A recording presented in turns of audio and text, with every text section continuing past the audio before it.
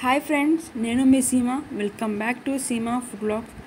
ఈరోజు మన రెసిపీ ఎంతో టేస్టీగా నోట్లో వేసుకుంటే వెన్నెలా కరిగిపోయే ఇసుక దందుల ఇగురు కర్రీ అండి.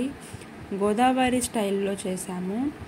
ఈ కర్రీ మా డాడీకి అంటే చాలా ఇష్టం.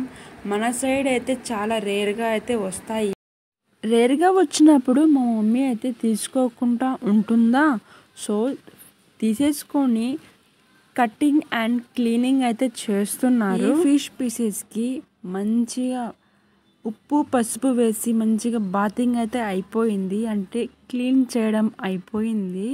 దీనికి ముళ్ళు అయితే మిడిల్ ముళ్ళనే ఉంటుందండి. మా మమ్మీ అయితే కట్ చేయకుండా 2 పీసెస్గా కట్ చేయకుండా సింగిల్ పీస్గానే ఉంచేసింది. కర్రీలోకి మసాలా అయితే వేస్తున్నాము.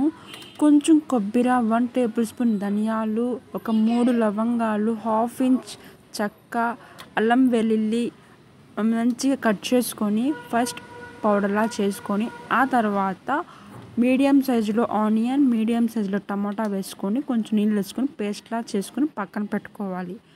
ఇప్పుడు కర్రీలోకి ఆనియన్స్, టమోటా, మిర్చి, కొత్తిమీర కట్ చేసుకొని పక్కన పెట్టుకున్నాం కదా. సో ఇప్పుడు కడాయి తీసుకొని 3 టేబుల్ స్పూన్ ఆయిల్ వేసుకొని, ఆయిల్ మంచిగా హీట్ అయిన తర్వాత కట్ చేసుకున్న ఆనియన్, మిర్చి వేసుకొని దోరగా వేయించాలి. దాని తర్వాత టమోటా అండ్ సాల్ట్ వేసుకొని ఫ్రై చేయాలి. ఇప్పుడు గ్రైండ్ చేసుకొని ఉన్న పేస్ట్ అనేది ఇందులో యాడ్ చేసుకోవాలి.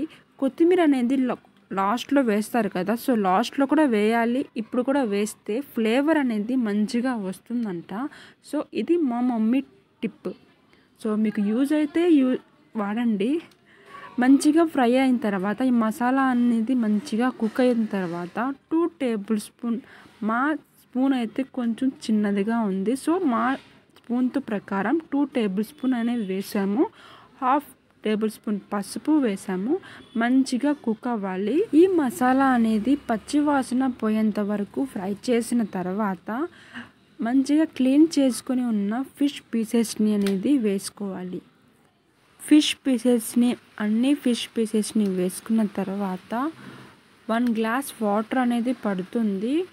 సో ఎక్కువ వాటర్ వేస్తే గ్రేవీ అనేది చాలా పల్చగా వస్తుంది. సో ఈ కర్రీ అనేది కొంచెం గ్రేవీ అనేది టైట్గా ఉండాలి. ఇప్పుడు మంచిగా కలిపి ఒక 10 మినిట్స్ అనేది కుక్ చేయాలి. కలపకుండా, ఇంకా గరిట పెట్టకుండా 10 మినిట్స్ అనేది అలాగే కుక్ అవ్వనివ్వాలి. మాకైతే కొంచెం సాల్ట్ అయితే సరిపోలేదు కాబట్టి సాల్ట్ అనేది వేసుకున్నాము. 10 మినిట్స్ అనేది కుక్ అయిన తర్వాత చూడండి, ఆయిల్ అనేది పైన వస్తుంది. అప్పుడే కర్రీ అనేది పర్ఫెక్ట్గా కుక్ అయినట్టు అండి. చూస్తున్నారు కదా, వీడియోలో చూపిస్తున్న విధంగా గరిట పెట్టకుండా, కర్రీని కదలపకుండా సో ఇలా షేక్ చేయాలి.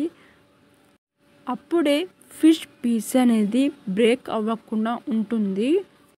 ఇప్పుడు కట్ చేసుకొని ఉన్న కొత్తిమీర వేసుకొని 1 మినిట్ కుక్ చేసుకోవాలి.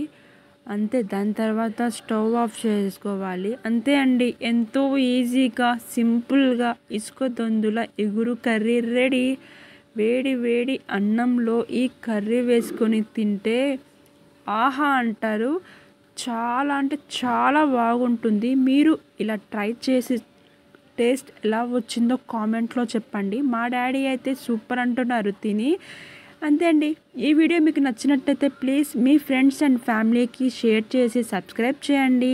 మరిన్ని మంచి వీడియోస్తో మీ ముందుంటా. Bye friends.